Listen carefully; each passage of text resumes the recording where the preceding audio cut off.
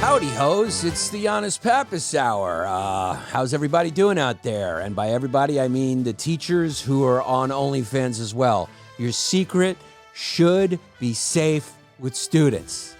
Rats. Why do these people keep ratting? We've got to tell these kids to keep their mouth shut.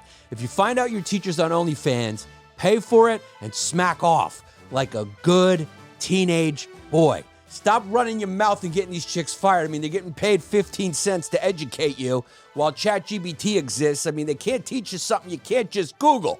So let these girls make a living, okay? We're sending billions of dollars to Ukraine, and our teachers have to work second jobs as porn stars. It's America, baby. It's what it is. Like I said, ladies, there's a viable option for you. If you don't got a club foot, do it. Even if you got a club foot. You will find 200 guys who are into it. $5, that's a nice little boost to your personal GDP. Ladies, we're going to get into it. A couple of teachers were outed for their OnlyFans pages. And guess what? When it hit the news, subscriptions skyrocketed. Because like I said last episode, there's nothing we love more than scandalous behavior. Everyone's soon going to get that through their heads. Everyone soon is going to be starting to act scandalous more than they already have and are. So put your bra on and get ready. Strap into the roller coaster that's going to be the chaos of personal behavior.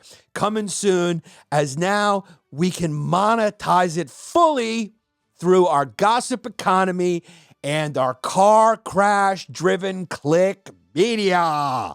It's America, baby. Howdy hoes. Howdy, howdy, howdy. SNL's been naughty. It's their only way to make the news is to be controversial. At this point, I'm starting to assume that they do it on purpose in order to make the news and be relevant. Who knows if they do it on purpose and say, hey, you're going to sit out this sketch. There's going to be speculation you weren't comfortable. We're going to make the news. They're fully driven by tabloid culture now as well. Like the rest of the media, SNL is a part of the culture wars, baby. You can't escape them. They are delicious. I fulfilled a childhood dream and was on SNL this week. So now I can say with my old friend Nate Bargatze, you hosted, but yeah, I got a sketch on. We will talk about it. Sheila Jackson Lee lost her bid to be mayor of Houston because everyone just showed up to vote on the wrong day. So she's trying to get back into the House because the mayoral thing didn't work out. Her advertising campaign was just wasted money. It was like a pilot at HBO. It just was a waste of money. It didn't work out. Guess what? Half of teens polled in a new poll say they are online constantly. And in other news, news is wet. I'm surprised it's only half of teens. You know what that poll should really say? Half of the teens polled admitted that they were online constantly, and the other half lied because they're all online. But finally, I want to get to the most important news this week is that NASA has found a missing tomato that was orbiting the Earth, and they came upon it again. So if you were worried about the missing tomato, I saw that tomato on a bunch of milk cartons, and we found the tomato. I wonder what that tomato tastes like when you mix it with space air. This is the Yannis Pappas Hour, where we just want to give you good news from now on. The world's going to be fine. Do not worry about China ramming a Philippine vessel in the South China Sea. No big deal. Do not worry about the cyber attacks on crucial American energy companies located in Hawaii and an attempted attack on a Texas energy grid. But more importantly, the energy grids that are located close to the South China Sea, which suggests a change in strategy from political and educational sabotage to sow chaos to, hey, we're getting ready. We're getting ready to take Taiwan, and we want to know that we can confuse your ability to send troops to the theater of war. Ignore that, because there is a tomato that was found in space. This is the Yannis Pappas Hour. Get your swim trunks on. We're going underwater. Yannis Pappas. Yeah. When you all tucked up in the day long, and the news online going on and on, what's right and wrong, and it's something up. Now here comes a great kid you know you can trust. From the true who's who to the news and cameras, to the fake politics and the propaganda. Yeah, this kid screwed in, got a lot to say. Aw, shit, it's about to be a long day. It's a long day. I just noticed I don't say what's the deal is anymore. Yeah. I tried to force that catchphrase down people's throats. A lot of fans do say, what's the dollars? And when I call you, I always still say, what's the dollars? Yeah. What's the dollars is great. But, you know, I try to really force it down their throats. You can't force a catchphrase down people's throats. It happens naturally. Like Dassit. I didn't choose it as a catchphrase. The fans did when they watched the video. And every fan after they watch the video does a certain voice where they go, and Dassit. Now, the character Marissa, which I created 12 years ago, which became quite iconic, was ahead of her time and extremely popular. Extremely popular. I mean, it brought people together. You got the gay community that loves it. They do her at drag shows all the time. You got, obviously, the Cuban and Puerto Rican, Dominican communities that love it. You got your white girls that love it. You got your white guys that love it. You got everyone loves it. And she is a pre-op transgendered woman from a Latin woman, half Latin, half Czechoslovakian, from the Lower East Side of New York City. You know, J-Lo watched it, loved it. Pitbull loved it. Rosario Dawson quoted it on The Tonight Show years ago. She put the meme up on her social media. Cal Pan put the meme up with her going, I'm just looking for someone to make me feel wepa all the time. Now, Dassit said that way, and Dassit is the way people say it after they watch the video. You're a fan of the video, you thought it was funny, you start going around with your friends, and you're going, and Dassit! I want to go, and you can use it for anything. I'm going to the store, and Dassit. I want somebody to take me to Westchester, and Dassit! And Dassit, I'm trying to tell you, Dassit. So, obviously, Marissa did not invent Dassit, because Dassit is saying Dassit with like a New Yorican accent. Instead of saying that's it, you say Dassit, right? Because you're speaking in Spanglish or whatever. And it's just, New Yorkers, we say this, that, these, and those. My dad would always make me go, this, that, these, and those. But Marissa, the character, is directly responsible for Dassit becoming funny and a thing said in a certain way. And it's been that way. She's really affected the zeitgeist in that way. And in the way, and what I mean by that is that I think some people often may not know as years went by where it originated, right? Because it just got so big. It became a thing like, you go girl. Some people be like, you go girl. I'm like, where did it actually start? Oh, that's from Martin Lawrence's thing, right? From his special, You Go Girl. I mean, people were probably saying You Go Girl, but he made it a thing. It's like Have Mercy. When John Stamos made Have Mercy a thing, people say Have Mercy, but he made it a thing. Have Mercy was his catchphrase right on the show. So you can't be from Miami and be Cuban and not know that. The two spots of Marissa has been the most popular has been Miami and New York City. Those are the two spots. It exploded. Lines around the block. People saying Dassit. We sold shirts that said Dassit. I mean, you know. So if you do a sketch where the punchline is Dassit and Dassit, it's obvious to everyone that you stole it.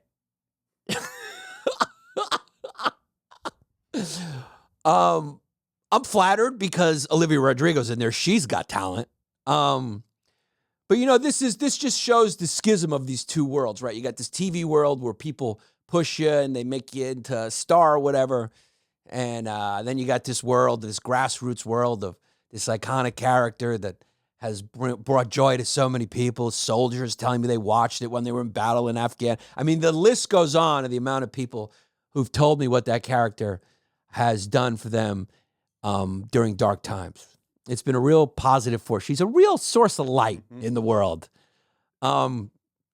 She's so well established, and it's so known that it's hers that doing it in this comedy context, everyone was just saying, hey, you stole that. Like, it was a known thing. The sketch was just really bad, but it was stolen. It's stolen. SNL stole the sketch from me, and it was nice to be on SNL. It was nice to watch what I created way ahead of its time find its way onto a mainstream television show, which is mostly now used as a punchline. It's sad to watch being a New York comedy that was such a bastion for, just edgy, original comedy. And now it's just people are just always going, that's still on the air. Woke garbage. It's just kind of, nobody really watches it unless there's a controversy, unless the media picks up on someone walking off or somebody dating someone or what celebrity's on there. And it's not what it used to be. It used to be that the actual comedians on there would get famous from the comedy they did. Now it's like who's hosting, and that's the only thing that matters. And I give them credit for surviving through this in some way and figuring out a way to survive. But it's sad to watch. It's sort of a cautionary tale of something staying past its welcome.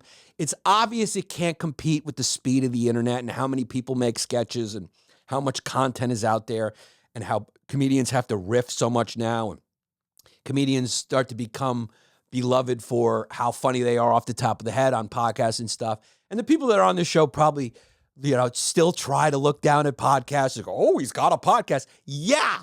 And he's making as much money as Matt Damon to star in a movie. You fucking antiquated DVD player. You're a DVD player. Yeah.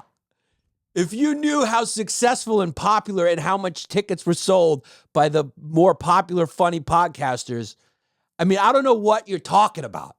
It's you're just making yourself look bad by continuing to try to shit on a world that has completely usurped the destination TV world and movies and everything. It is what it is. Now, is it healthy? Probably not. But was TV healthy? Was it TV healthy when they were pitching us all those ads? It's not a coincidence that ADD became a thing when everyone started being raised by television with commercials every 30 seconds, when you were getting things thrown at you by companies that are very much aware of your subconscious and how to hack it. You know what I mean? That's the funny thing. That's not to make fun of the libertarian paradise again, but it's like we're all defenseless to manipulation by subliminal messages. It's a proven thing that advertisers know about. Go watch the Derren Brown special, that, honest medium from England who showed you how it's done, right? He's just tricking everyone. There's that episode where he has that British comedian on and he manipulates him into wanting what's in the present, what is in the box. And the guy goes, so what would be your ideal present? The guy goes, a red bike. And then he opens the present and it's a red bike. And the guy goes, what the hell? And you know what the worst part is? Listen to this, dude. He asked him before he did that, Derren Brown, the name is, you can Google the sketch. Not the sketch, the show. He asked the celebrity to, a week ago, write down what his ideal present would be and put it in an envelope, right? So the guy wrote wallet and he put it in an envelope. And then, so the guy's going in there going like, it's a wallet. The guy manipulates him into, with all this suggestive tricks, into saying red bike. He opens the present, sees red bike, and then he goes, now open the envelope. And he goes, wallet. He forgot that he wanted a wallet. And he's just like, I want the red bike. And then he shows you afterwards what he did with imagery and words and touching him with certain, before and saying buh and suh and certain things that manipulate you. Why did I want to smoke? Why do kids want to smoke cigarettes? That first cigarette you had when you were a teenager is the grossest tasting thing in the world. But we keep doing it, not because we love the cigarettes. They're horrible. They make you cough. They stink. They make your clothes stink. It's because it was cool. How did it become cool? So we will always be manipulated by bad actors who are trying to manipulate us for their financial gain. So that's where you go, okay, maybe we need some regulation, but then you go, that flies in the face of my principles on paper. I gotta live it free. Everyone's gotta be free to make their own choices. Government's gotta be out of anything. You're like, all right, so if there's a free-for-all, watch what happens. Watch what happens, because these companies aren't looking out for you. They're looking out for you, giving them something. And that something is eight NFTs. It's hard greenbacks, baby. It's hard greenbacks printed by the old Federal Reserve, which you can buy stuff with. A Bugatti. You can get your own Bugatti. You can get a room at the Four Seasons. You can travel privately. You can pay for prostitutes. And also buy their silence. You can get a guma on the side. And buy her silence. You can buy and buy and buy. So that's why people do it. So, it's an interesting thing. It's just an interesting thing. I'm glad that I was able to be a cast member for a week. Flattered, huh? You gonna get a royalty check? I'm sure it'll be asked if I feel weird about it. Do you feel weird about it? Well, I don't feel weird about it. Do you feel weird? What happens, dude, is like, it's so funny because I've been talking about this on the pod. Me and Tim have been talking about it. It's this sort of era of one-dimensional. Everyone's become a brand. So they're like Coca-Cola. And what do advertisers do? They lie. They're one-dimensional personalities. And that's what you need to do to really succeed. That's what grabs people's attention. You're known for one thing, one trick pony, and people aren't confused by you. They don't want to go to your Twitter and go, wait, I loved you from this other thing, but now you're like what I do. You don't want to do that. You don't want to be a three-dimensional human beings with different confusing people. So if you want to get big, that's what you do. The problem is a lot of people are getting caught now for lying, and because it's in the air. It's just, there's no consequences, especially in the comedy community. There used to be big consequences. You'd be shunned. It would be a thing. You'd lose work. It ruins your career. And there's nobody doing that anymore. It used to just be Rogan who would just, with his platform, just, or now it's the fans that do it. They make compilations eventually. But there's just no consequences. And especially these younger generations that come up with the internet, and these writers, they just peruse online and they, look me, whatever it is. And there's no policing of it. So I hate to say it, but much like broken windows, or you let people jump the turnstile, it just increasingly, that's how crime works. That's why you have to be conservative on crime, no matter if you're a liberal, or else your neighborhood where you live is going to go. I don't care how much your heart is bleeding through the sheets at night for disenfranchised groups. If you're not tough on crime, it's just an ever-encroaching, inevitable thing that crime will become rampant. No theory, no source of empathy, no amount of empathy is going to change that. Because that's how humans are. Because they like doing crime, because crime's fun. Everyone's looking for a shortcut. That's why people like to gamble. Right? Like Maya Lansky said, won money is twice as good as earned money. We're all at the casino now. And the social media companies got us at the casino, locked in. They're pumping air in there. It's likes. Oh, I got to get likes. We're all just gamblers, just posting content. Going, all right, let's just spin the wheel again. Let's try this bit. Did this go viral? Okay, no, it didn't. Let me try again. And that's how TikTok hooked these kids, because when you sign up at the beginning, they let like your first video or two video go explode. They got you at the table. Oh, yeah. They give you one. Those numbers are juiced. Yeah, they give you the free one. They juice the first one, all these fake accounts liking, and they juice it. And then you're just chasing that dragon, right? You're chasing the dragon. The next thing you know, they're showing you all this confusing content. Next thing you know, you're praising Osama bin Laden's Alex de Tocqueville book on America. And you're going, these kids are fucking wild. Then you're just seeing war footage that the algorithm's pushing. You're going like, what do you think's happening here? And China's just sitting back, eating their dolphin and playing with their rhino horns, just laughing the whole time. China, rhino horns don't give you a bigger penis. I know you're searching for why nature gave you guys such tiny penises, and you think rhino horns. And let me just say, There maybe Yao Ming's got a schlong, but every time I've looked at Asian porn, they just don't. When you look at the metrics, they just don't have them. They just don't have them. People got different features. The Greeks don't either. You can tell by the statues.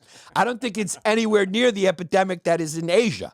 But Asians, at least, I think maybe the Cambodians or whatever may have, Thailand might have a little bigger hogs. But, I mean, the good old Korean, Japanese, Chinese, I mean, you're dealing with Tic Tacs. And so I think that's why they buy into the rhino horns. They think that if they get these rhino horns, and what do they make it like in a powder and they drink it? Yeah. And it's just complete placebo. I mean, these fucking archaic cultural traditions are really hard to stamp out. Belief is hard to stamp out. Once you're in, you're in. And the younger they get you, the better. And reason be damned. I mean, there's a lot of religions out there where you go, all right, let's look at some of what these people did. Let's look at Sebastian Maniscalco's new specialist called, what is it, consensual if she's 9?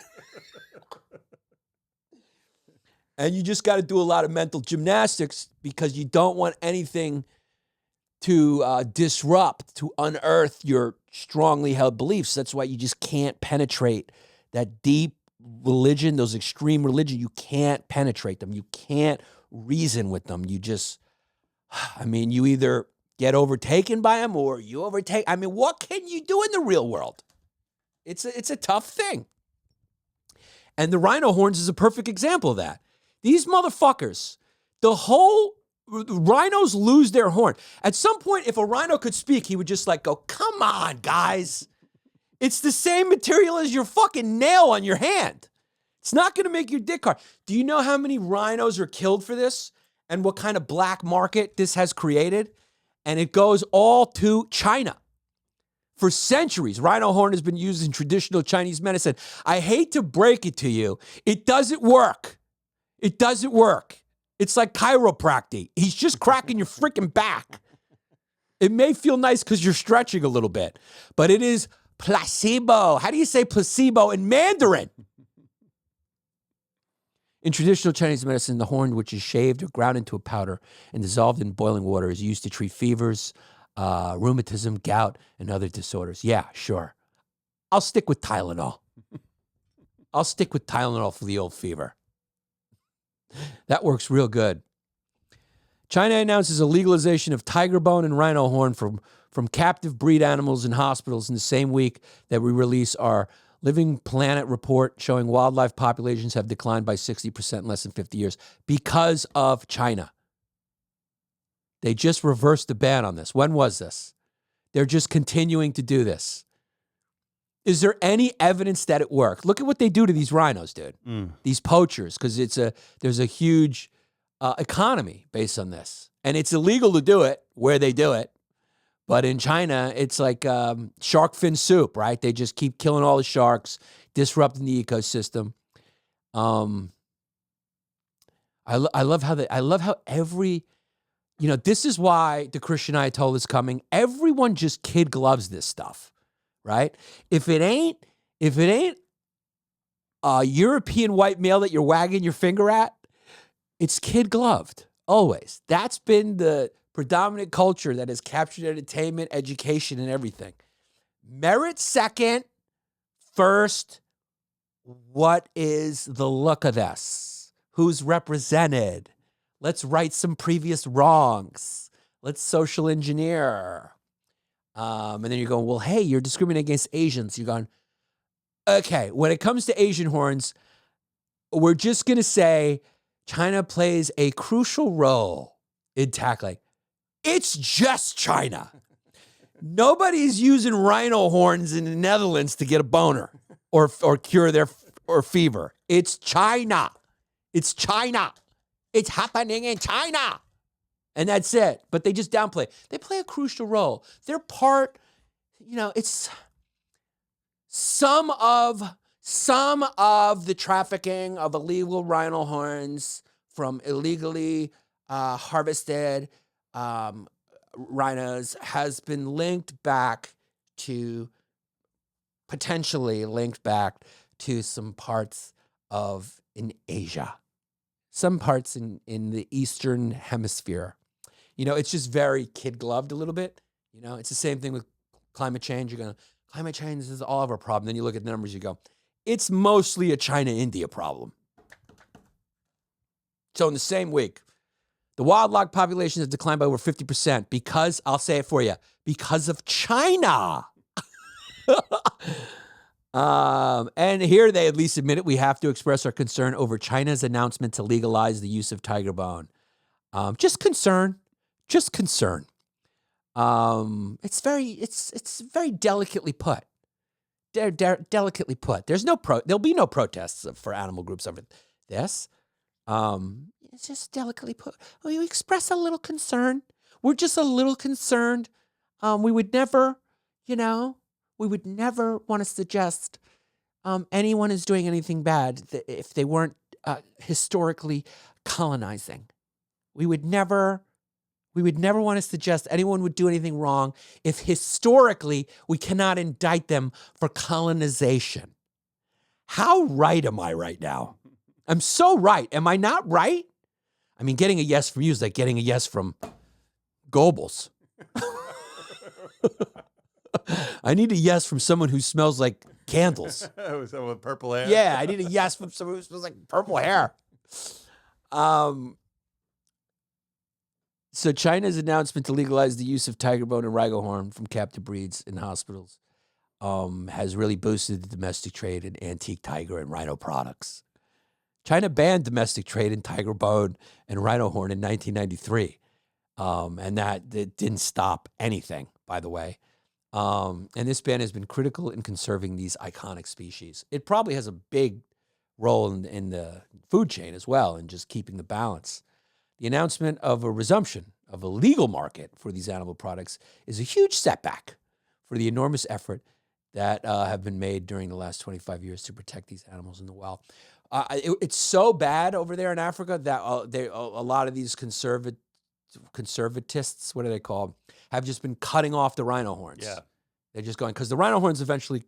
they try and preempt it. Yeah, they just preempt them and be like, we'll cut them off, Yeah. at least so you don't kill the rhino. Yeah, because they shoot the animal. Yeah, they shoot the animal, they cut his whole face in half. Brutal. Yeah, so it's like, this is something that just can't be stopped. And the reason it can't be stopped because of this huge market in China for rhino horns.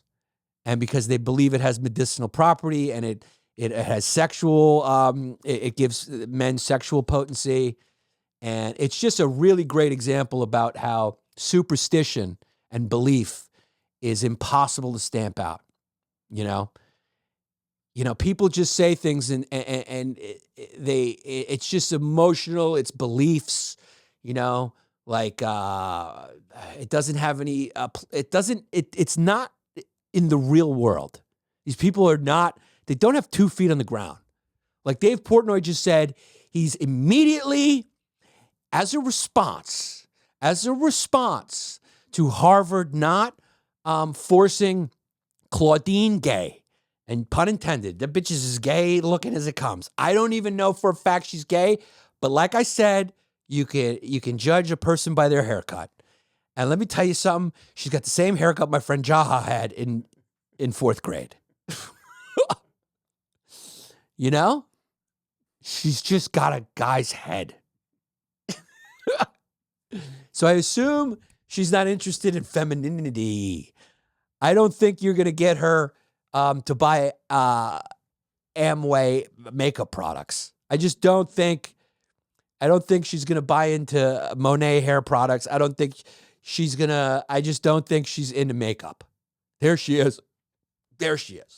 So Dave Portnoy, in his ire, he's like, what can I do? He goes, what can I do? I know what I can do. I can make a statement. I can release a statement saying we are no longer hiring Harvard grads at Barstool Sports. And then the follow-up question is, how many Harvard applicants do you have at Barstool Sports? He's going, Now, look, I don't know that for a fact. Maybe the place is littered with Harvard alumni like, like The Onion. Who knows? I don't know. Maybe, what's the other gazette that they all go to groundlings after? Isn't there another famous comedic, the Hard Lampoon? Maybe it's just like writers for The Simpsons, right? Who all wrote for the Lampoon and Harvard. Maybe Barstool Sports, the comedy is written all by former Lampooners. Maybe there's Harvard guys sitting around. Maybe there's a bunch of finger sniffers sitting around in the meeting room at Barstool Sports, which I can only assume is just like a Nerf couch with like little Nerf hoops everywhere and energy drinks galore. Maybe they sit around and go, okay, we got another fucking idea. Let's get a chick in a bathing suit and let's yell about blacks. We need a couple of Harvard grads to help us film this pizza review outside of an obscure pizza joint in New Brunswick, New Jersey. We're hiring, Harvard. Hasn't your dream been to spend $300,000 on your education or to continue your family legacy of being a Harvard alum by calling your waspy mom and dad who have slave-owning ancestors' portraits up in the foyer and say, Mom and Dad, I'm taking our family name to Barstool.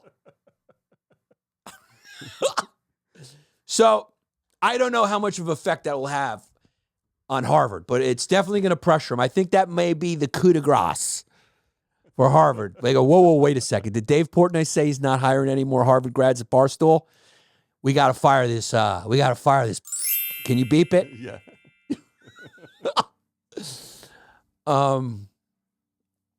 He issued a statement saying, your diploma is useless to me.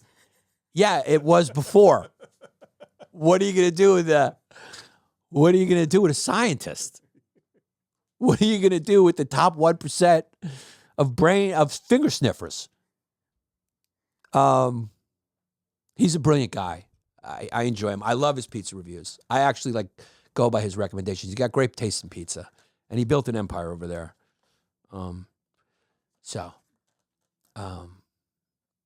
As the great Andrew Schultz says, everyone can get these jokes. So you're getting them too.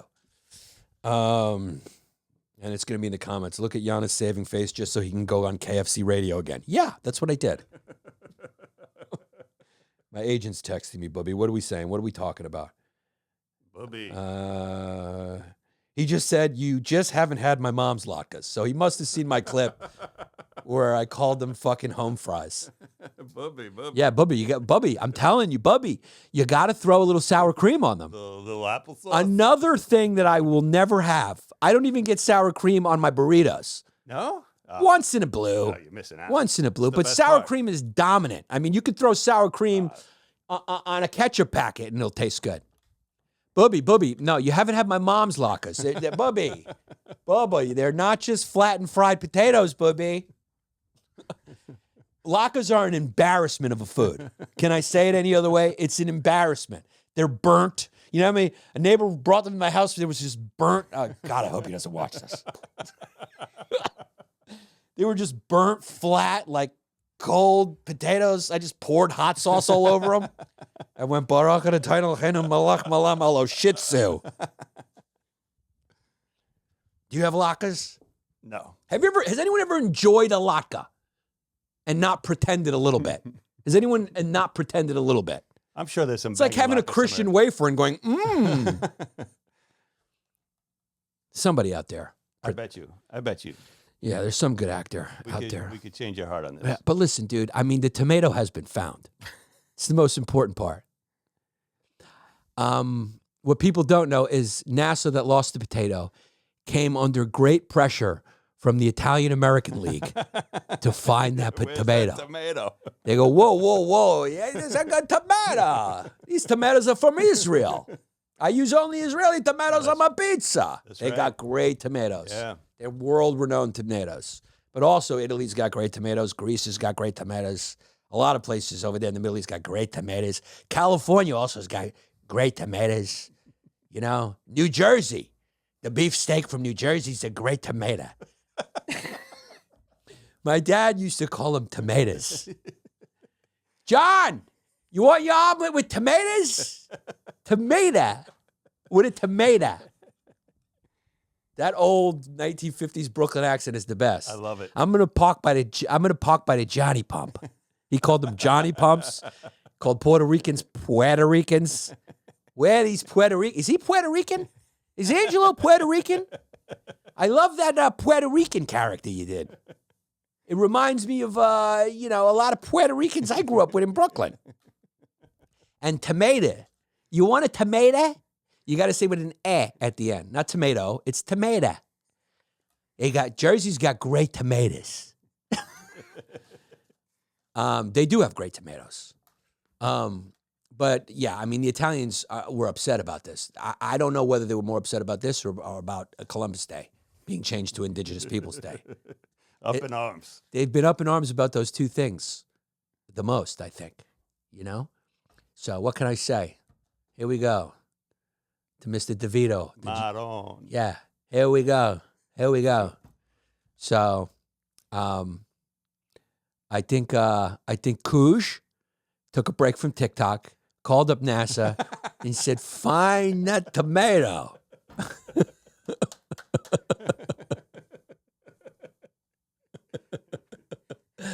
So they found the tomato. Apparently, it's been a real mystery. It was the disappearance of the first tomato grown in space. So it was actually grown in space, and it disappeared. Until this week, when the 7 astronauts at the International Space Station announced on the 25th anniversary of the orbiter that they found the rogue tomato. We might have found something that someone had been looking for quite a while. NASA astronaut finger sniffer Jasmine Mogbelli. Yeah. Paisan. She cried when she found the tomato. She went, Jesus Christ, she's just like my grandmother's missing a tomato. It was the first one to be harvested and grown in space. It was grown in March by American astronaut Frank Rubio. Whoa. Don't. Look, the Mexicans can serve the food, but as far as harvesting the tomato, it's got to be delicate Italian hands. Okay? All right? The Mexicans may now dominate the kitchen, but as far as a tomato from my garden, I don't let anyone touch my garden. It's my garden. These tomatoes are fresh from my garden. Come over. I'm jarring sauce. I'll be jarring sauce all season. You know, we'll have sauce. You know, white people in America love to have deer meat in the freezer for the winter. And the Italians like just cans and cans and cans and cans of jarred sauce. I'm going to give a few to relatives on holidays. The rest is for mi familia. They mine. So the red robin tomato was harvested as part of the NASA experiment to grow produce in space for longer term missions in the future. They're trying to figure out how Italians will do on Mars. This is a fresh tomato. Rubio said it was a proud moment. It would have made my mother proud. I continue the family tradition of growing tomatoes. She got mad. She said, "You becoming an astronaut? Why are you becoming an astronaut? Open a restaurant like your father. We gotta make it with the pizza. What's the other? The focaccia. The real Italians, it's a focaccia. Give me the focaccia bread." So she got upset. Her mom got upset. "Oh, disgrazia is in space. Go to Italy. Why you go to space? They don't have fresh figs in space." But he saved face by growing a tomato. Ma, this one's for you. This beautiful red tomato is for you. Did he sign the tomato? The one that he grew up? I want that tomato. I want it dehydrated. That tomato is real important to every Italian American right now. They want that fucking tomato. You could do a lot with that tomato. Dude, I want it signed by Frank Rubio, like a baseball. By the great astronaut Frank Rubio. It was a real proud moment right up until the day he lost track of the tomato. He's not a real Italian. Yeah, you don't lose track of a fucking grown tomato. What's funny is the tomato was just orbiting Earth. I think the aliens came, saw a tomato orbiting Earth, and they said, dude, it's beyond, we can't do anything. We can't help these people. They got a tomato in orbit. Because the funny thing is anything will just, I think there's like a space jacket or gear also just orbiting. There's tons of space There's garbage. space junk that just orbits. It get pulled by the gravitational pull. It's finger sniffer stuff. I don't understand how that works, but the pull of the Earth and the moon and everything pulls on each other. And even gravity's not like a pull down. It's everything's pulling on each other. We're pulling on each other. The furniture's pulling on the thing and the walls. I don't understand it. When I learned that, I was like, okay, I'm going back to asking AI what I leave as a tip. Because, dude, I thought gravity pulls you down, but it's not. It's pulling. It's holding everything in place, and everything's gravitational force is acting on everything else perfectly, right? So this chair is fucking. Everything is acting on each other to hold everything in place. Gravity's crazy. Too confusing. It's too confusing for me. Huh? I just want to go, huh? It's crazy that there's people who understand this stuff, and none of them ever seem to be on Twitter. They don't have any hot takes. They probably just, like, if they went on Twitter, they would just weep and go, my God, we got to get to Mars, dude. Yeah. You got to get me away from Andrew Tate's Matrix as soon as possible. I am optimistic about the future of the world now because Alex Jones has been reinstated on Twitter, and they did a very important summit. I think this is the most important summit that has happened since the David Accords. I mean, how do you list this in a level of importance of summits than the summit that took place live on X between Alex Jones, Andrew Tate, Elon Musk, and I believe Dave Smith from Legion of Skanks, and maybe a few other actors were in there. Maybe Tucker hopped in there, you know, after his muckraking reporting on the guy who smoked crack with Obama. They got into a live stream on X to discuss, I can only imagine, how to dismantle how to be Neo in the Matrix. Well, Elon did a poll. He asked the audience if they should let Alex Jones back. Yeah, who's going to say no to that? It was overwhelmingly yes. Yeah, I mean, but dude, have him on. At this point, I follow this guy who's just straight up Nazi. And I'm not even making this up. And what's disturbing is the algorithm keeps showing him to me because I do like a fascinate. I'm going like, did he just say that? I follow a guy on X who is, let me be clear, I can't believe what I'm reading sometimes. And I'm just going like, I'm for free speech. But also, you know, it's like the paradox of tolerance. It's like, I'm tolerant, but also, where's the line? Like what? Like I can't. I know there's a lot of people. Sound off in the comments if you hate what I'm saying. If you're a free speech absolutist, sound off in the comments. I'm just telling you that I am shocked with what I see. And just on X, now you just have no idea what's true. It's just like, it is a potpourri of disinformation. And it's like, really like, you don't even know what.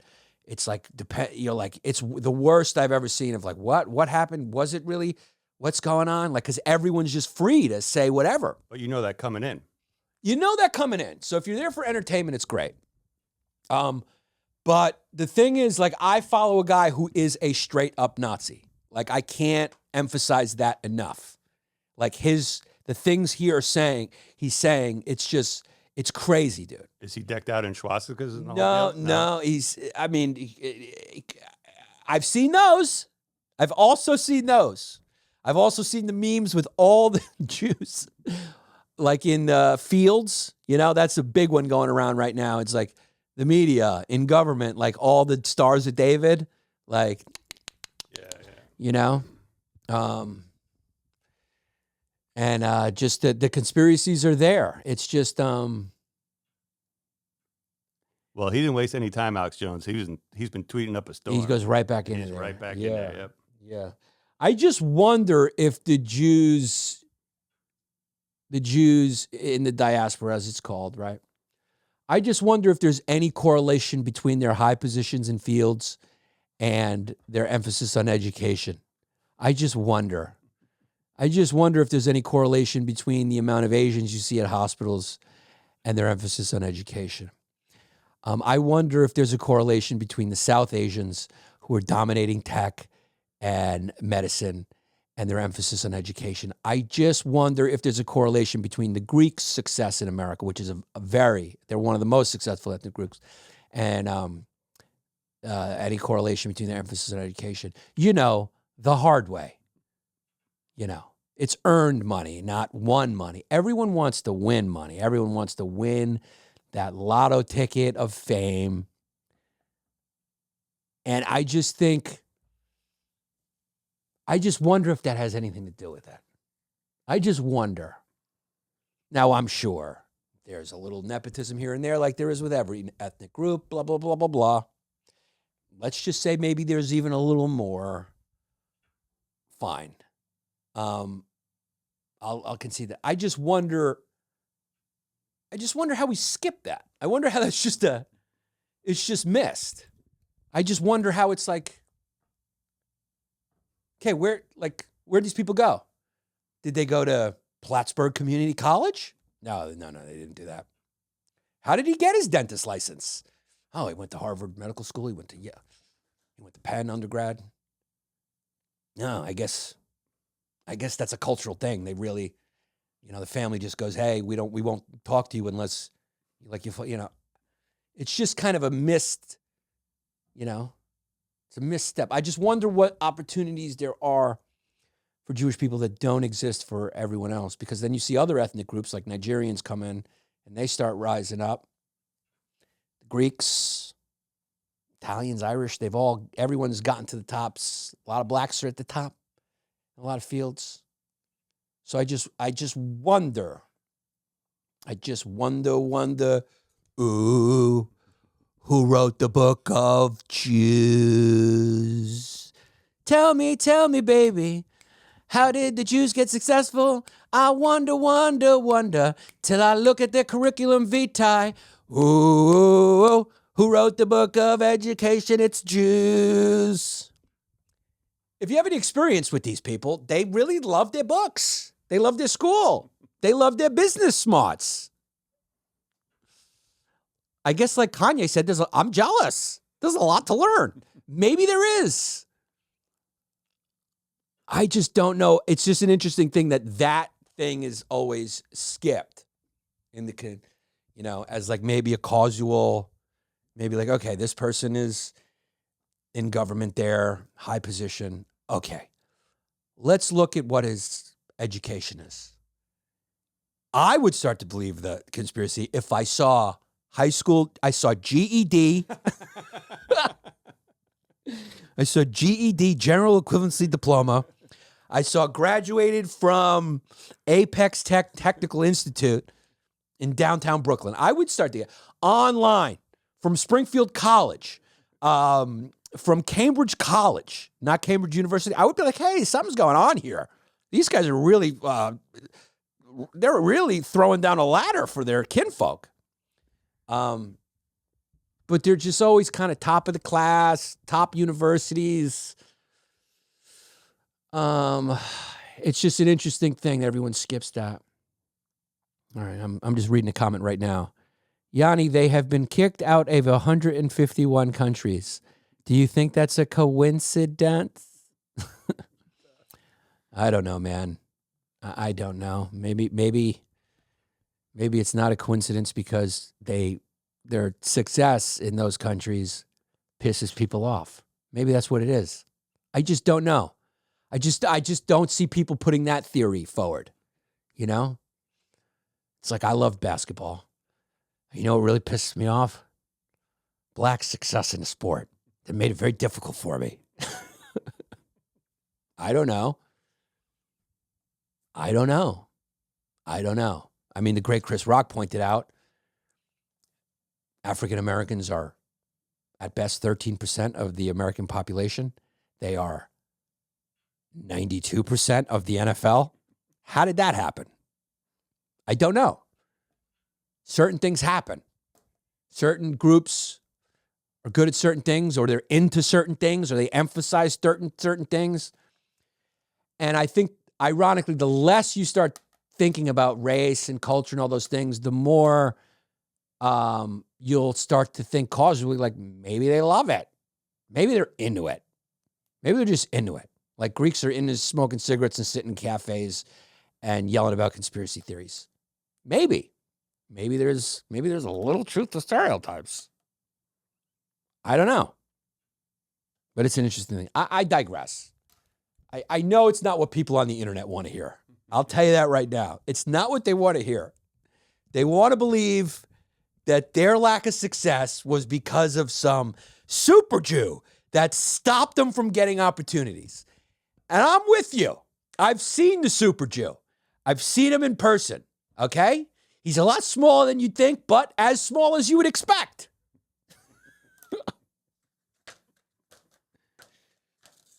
Yanni, that's not what we're talking about. We're just talking about, they just don't have any allegiance to the American. Why is the congresswoman wearing an Israeli flag? I don't know.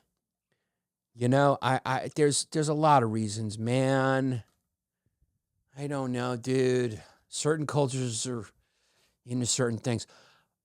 Why is nobody pissed about the amount of Nobel Prizes they've won? Why is nobody pissed about that? Is it because that doesn't pay well? I think. But why is nobody pissed about their success? No group, especially that small, I mean, they're a tiny group, has the most Nobel Prizes in the sciences. How did that happen? Is that a conspiracy? What is that? Why is that? Why? Why is that? I'm asking you. 214 of people with at least one Jewish parent, representing 22% of recipients. A total of 965 from the entire world. Jews are what? Tiny. I mean, dude. 0.5 maybe? If that, dude. I mean, I'm serious. If that of the global population, I mean, it'd be interesting to know. And they have 22% of the Nobel Prizes. How come? I'm just asking a question. Why does that never come up? 0.2.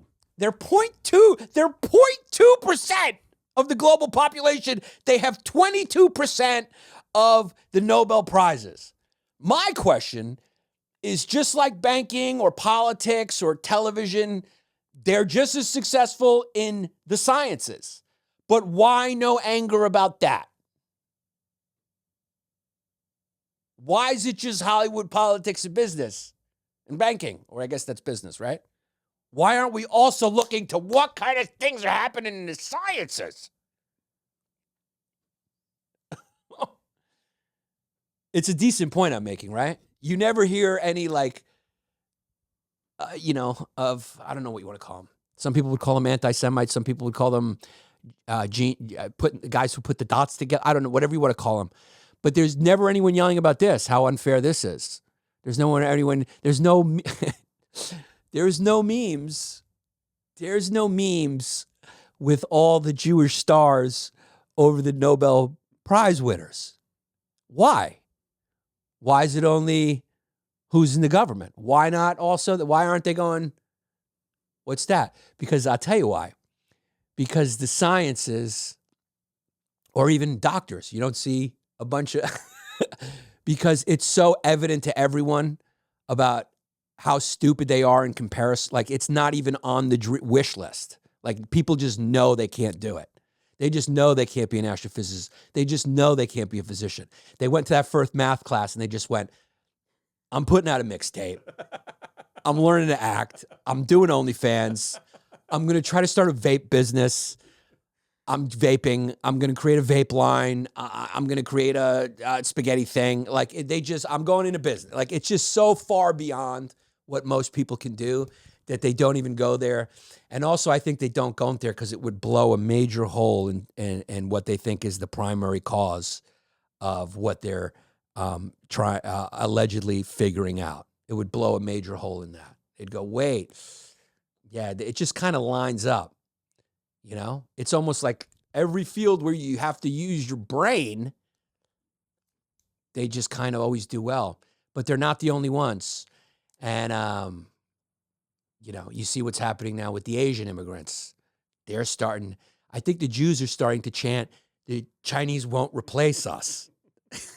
That would be a funny, like, sketch.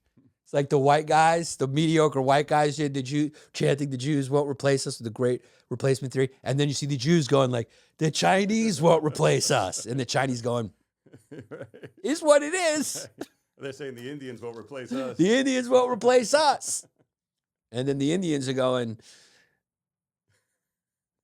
I think the Chinese may be ahead of the Indians. I wonder. Neck and neck. Yeah. I like to look this stat up because it's what percentage, what's a good way to look this up about like what percentage of, by the way, a guy made a comment. He's a fan. So I just want to say he made a comment on the last episode where he said, he said that they protested outside of Goldie's in Philadelphia because the chef was funding the IDF. And so people found out and they were protesting because he was funding the FDR. No, he wasn't. He was funding relief organizations that had to do with injured Israelis. I don't think the IDF is dependent on a falafel chef's.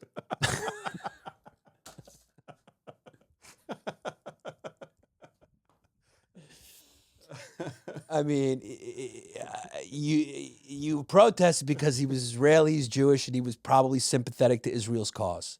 Just come on. Can we stop this? I don't think the protesters like, I know how we can cut off the funding to the military of Israel. They're counting on those falafel dollars. I mean, how much money do you think he was sending? How good are his restaurants doing? Yeah. With the taxes in fucking Philly? Hey, the price of a falafel's gone up. I tell you, it's crazy. On the one hand, it was very encouraging because it showed that the fans are as stupid as me. And in his defense, I'm wrong probably half the time.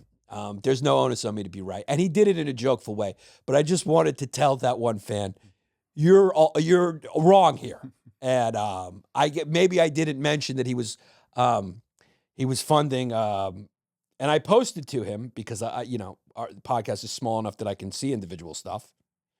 But I did post to him an answer, and I took it directly from the NBC article from like 2012 about him, or maybe like months before. It was before everything started happening.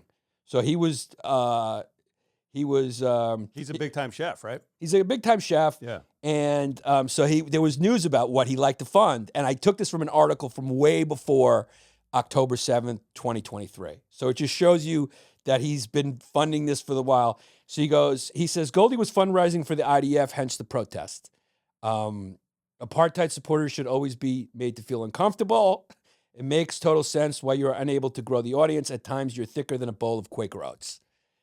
And I just responded, I just direct quoted, Philadelphia-based Israeli chef Michael Solinov is helping to raise money for those injured in the war in Israel. Solinov owns 4 restaurants in Philadelphia, and this was another war in Israel. Solinov owns 4 restaurants in Philadelphia under the banner Cook and Solo, whatever. He was awarded the James Beard Foundation Outstanding Restaurant 2019. He said he would be donating 100% of all his sales Thursday to Friends of United Hatzalah, the nonprofit emergency medical services responds to emergencies across Israel free of charge. So he's donating it to medical stuff. Now, that's not going to stop the conspiracy train. That money gets funneled to the IDF. Come on, dog. Do you think Israel's military is dependent on what's the most he could be donating? I just don't know. I just don't know. There it is, Goldie. Looks like a goddamn good falafel ball. Wait, but this is a different guy. Chef Caitlin McMillan's. Oh, is this This is not it. No, I guess that may be it. That would make it even worse if the chef is Irish. I don't know. Maybe I post. Well, no. Yeah. Who owns Goldie? No, it's him. Yeah. No, I was right. Yeah. So everything I said was what he donates to. But that's not going to stop you from saying he's financially funding the IDF. It's also not going to stop you from saying that it's just a straight up apartheid and like it's not complicated. I mean, I get it. I think what makes the situation so complicated because there's both sides have points and it's like complicated. It's not as simple as South African apartheid where it was like, we're keeping the blicks. It's just not the same. It's a different thing. It's, I know you'll scream and say it's the same exact thing. I mean, I'm just hoping for a solution for all innocent people. And the solution's not going to come because this is about religion. This is about other powers intervening surreptitiously and having motives. And it just doesn't seem like it's going to end. And the Israelis have done some horrible things. They've done, but also, I mean, Gaza does have 42 hospitals. So they got 42 hospitals in Gaza. That's a lot of hospitals for a little area. I mean, people were saying from 2016, 13 that they used hospitals. I would too, if I was launching whether you want to call it a resistance or terror campaign, whatever, that's up to you. I would do that too. I'd be like, hey, look, they're not, but it is a human rights violation. What Israel's is doing is war crimes. What they've done is war. It's a brutal situation, right? And everyone's acting out of fear and anger. And, the point is the way to stop it is to go after this guy for whatever shekels he sent to the IDF. You got to shut down this guy's, make him uncomfortable. Make him uncomfortable while he's making fucking falafel balls. And that should do the trick, Goldie. Anyway, I hope you stay as a fan. You made the comment. There's many other comments where people are completely right. I think you happen to be wrong on that one. So I just wanted to talk about that because there's no way he's going to steal the funny from me that people showed up and they were yelling at a falafel restaurant. You're not going to steal that funny from me. You're not going to steal the funny from me, okay, that they were yelling at a falafel restaurant of an Israeli chef in Philadelphia because you had created, just like there's babies under the pizza shop. I think in your mind, you think there's a major, major money laundering operation going through Goldie's and the money's going to the IDF. In his mind, it's all open season, baby. I mean, we're talking late night underneath Goldie's. We're talking Bitcoins and we're talking American slush funds from the government being fucking funneled into briefcases in Goldie's, straight on El Al, straight to IDF soldiers to commit genocide and apartheid. In his brain, that's how it's happening. And Chef, whatever his fucking name is, Chef fucking Fatty Pants has to be made uncomfortable right before he pours tahini on a falafel. Chef, whatever his goddamn name is, Michael something. Mika, whatever. So you're not stealing that funny from me, guy, okay? Don't steal funny from Yanni, and don't try to add funny to funny. Those are my axioms right now, and I'll see you next week. You look at him. Yeah, that guy looks like he's really making a difference. Small shout out to exclusiveautoshipping.com. If you're buying your car out of state or if you're moving, hit them up. You'll get a free quote. If you're a student or you're in the military, you will get a discount as well. They will ship your vehicle from point A to point B, even C and D. That's what they do, exclusiveautoshipping.com. Chris Minetti, our favorite cashier of checks in the South Jersey, Philly area, can be reached at 215-750-3730, and there's no other way to reach him. Just like when the secret funds to the IDF are being funneled through Goldie, there's only one way to get a hold of that chef, and it's a number, and it's a payphone. I think Chris Minetti, this number is the last payphone left in Haddonfield, New Jersey. It's the last one left in Voorhees. It's a payphone in Voorhees, and he runs to it when he hears it ring. 215-750-3730 to get your check cashed in that local area. Chris Minetti. For the Free Art is an organization dedicated to providing artists from Hawaii a place to develop their crafts. They host free shows and post music by local artists, so check them out. DisplayBros.net. These guys will build your custom trade booth. Retail fixtures, promotional items, you name it. DisplayPros.net. Tell them I sent you. You get 10% off your first order, which is great. MA Insurance Services. Loma. MaInsuranceServices.com, 813-260-0338, St. Petersburg, Florida. These people need insurance down there. I got bad coke. You're covered, baby. I tripped on a seashell at the beach. You're covered, baby.